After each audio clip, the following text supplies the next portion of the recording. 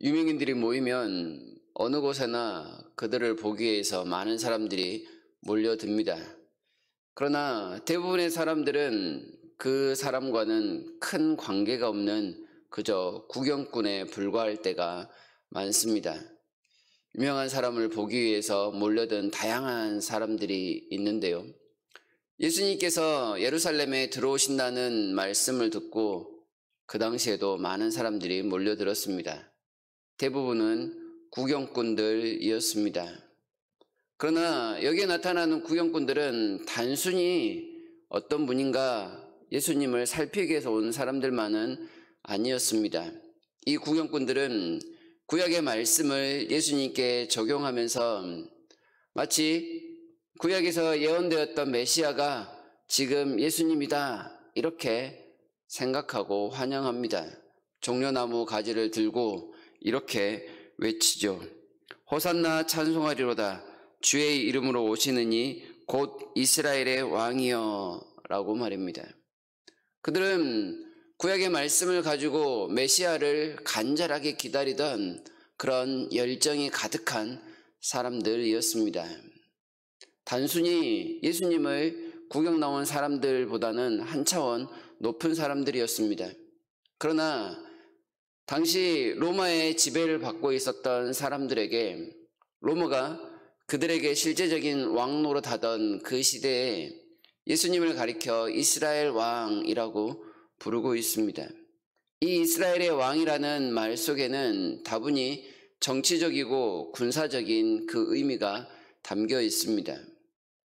곧 그들에게 필요했던 왕은 많은 정치적인 힘과 능력을 가지고 또한 많은 사람들을 동원해서 그들에게 자유를 줄 수 있는 그런 왕을 기다리고 있었습니다.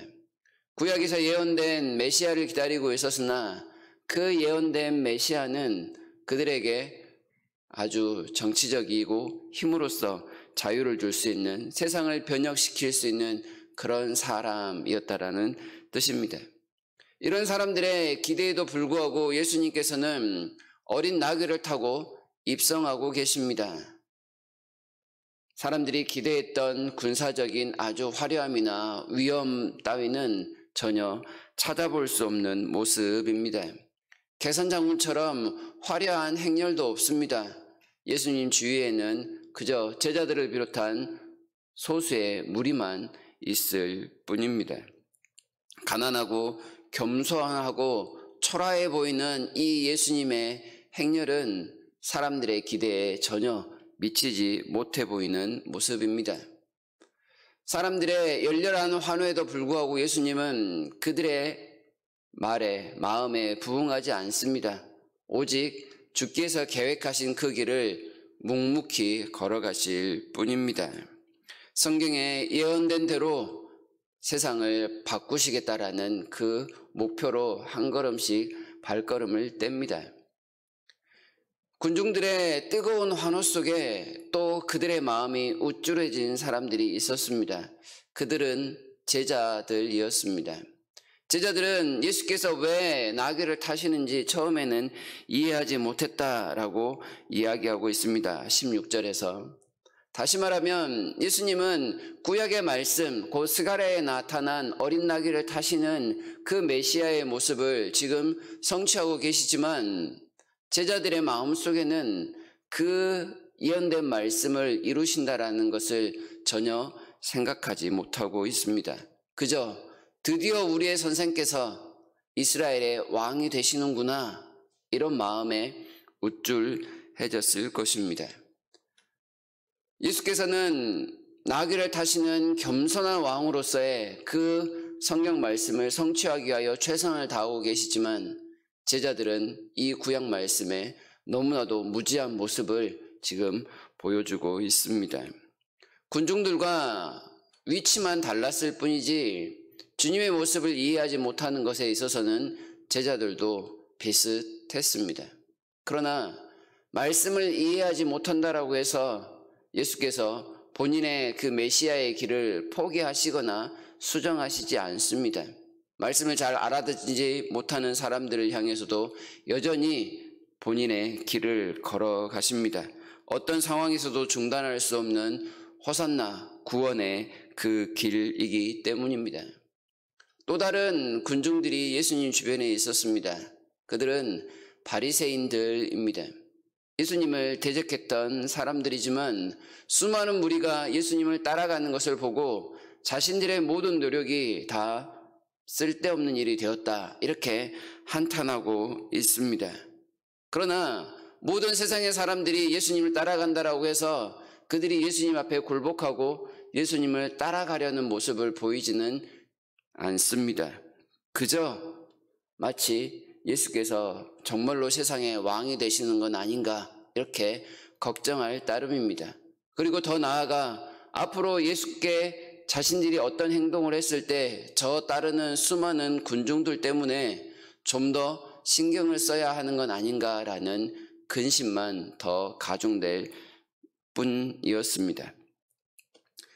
그렇지만 예수님 여전히 나귀 타시는 모습을 통해서 바리새인들이 생각하는 그런 왕의 모습이 아니라 가난하고 겸손하며 초라한 그런 모습, 그렇지만 어떠한 군사적인 힘도 동원하지 아니하고 그저 평화로운 모습으로 왕이 되시고자 하는 그 모습을 여전히 보여주고 계십니다.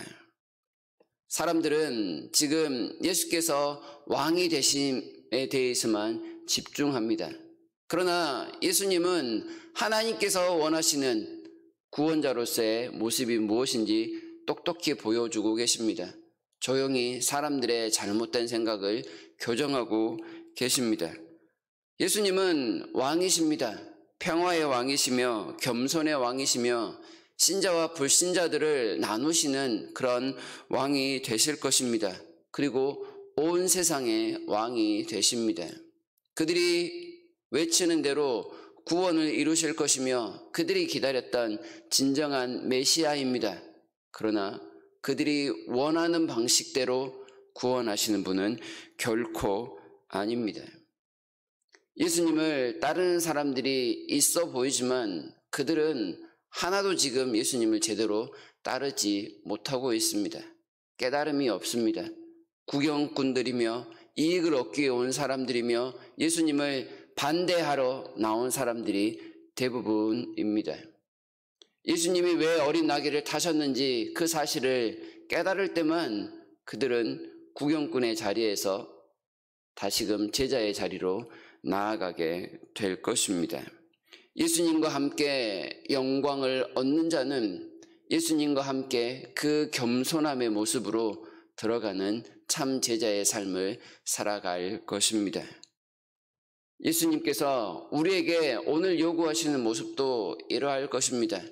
곧 십자가의 그 길을 본격적으로 나타내겠지만 그 길을 이해하고 주님을 따라가고자 하는 사람들은 어떤 상황 속에서도 구경꾼의 자리에 머물지 않습니다.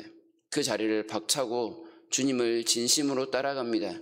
겸손의 자리에 서기도 하고 반대의 자리에 서기도 하고 또한 무지함을 깨뜨리는 자리에 서기도 하면서 예수께서 원하시는 그 길을 한 걸음씩 걸어가는 제자입니다.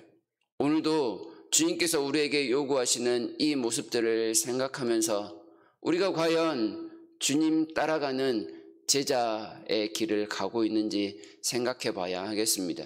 겸손함에 나귀를 타셨던 그 주님을 따라 오늘도 주님과 더불어 겸손하게 성도다운 길을, 세상이 보고자 하는 참 제자의 길을 걸어가시는 저와 여러분 다 되시기를 진심으로 바랍니다.